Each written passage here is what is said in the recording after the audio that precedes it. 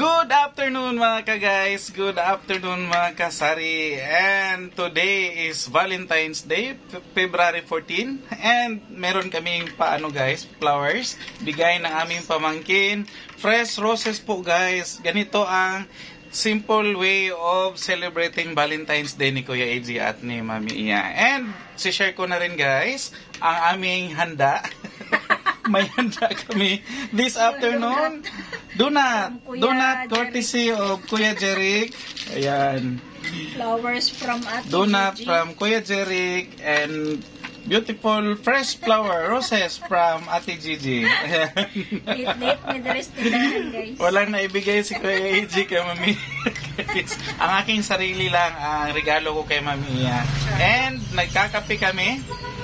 Wala nang alak, kape na lang. Sa mainit. Kape. Matanda na kasi. Kaping mainit. Kape. Ayan po guys. Walang alak, walang date sa restaurant, mamaling restaurant. Dito lang sa bahay guys. At least, open pa rin tayo. Hindi tayo kailangan mag-close. And makabinta pa rin tayo sa araw na ito. Dahil marami pong magsiselebrate sa kanilang mga kabayan. And mag-iinuman yan sila guys ng soft drinks. May iba namili ng cake. Ang iba mamili ng ice cream. So baka mamaya makabinta tayo ng ice cream. And tatapusin namin itong namin guys, kape, pero si-share ko muna ang guys, update sa ating bigas dahil totoo ang chismis. Totoo ang chismis na nagmahal ang bigas, umakyat pa lalo ang bigas guys. Akala ko chismis lang yun nung isang araw, pero namili ako kanina. Dumaan ako sa pinsan ko na may bigasan and umakyat pala talaga yung presyo ni bigas. So nakakuha ako ng 3 sako lang muna guys. 3 sako, 2 yan sa ilalim. Bukas na yung nabuksan na yung isang pangatlong sako. Alam nyo guys, kalaki ng itinaas ni Kuha ko Yellow. Nagkuha ko yellow na si Kuya Easy guys. From 1,345 umakyat siya guys sa 1,360. So 15 pesos po ang inakyat. 15 pesos po ang itinaas ng ating bigas. At saka lalo pang tumaas guys, at saka ang sabi is lalo pang tataas. Wala tayong magawa, so wag tayong umasa na magiging 20 ang kilo ng bigas. Asahan natin guys bagkus na magiging 20 pesos ang 1/4 na kilo ng bigas. So magiging na pala siya guys, magiging 80 pesos na ang kilo ng bigas. Yan po ang update ni Kuya AJ today, ang pagtaas ng bigas. Alam kong tumaas din ang presyo ng bigas sa inyo, depende sa mga variety and depende sa bigas na binibenta ninyo, and depende din sa ating mga bawat area. So dito sa amin sa Davao tumaas siya. And na-shock yung pinsan ko dahil hindi siya na-inform. Pagpunta niya sa kanyang supplier is ilang araw na daw tumaas. So hindi siya naka-prepare. So na-blind siya guys. Mas okay sana kung naka-prepare siya, at least makapag-stock siya na marami-rami.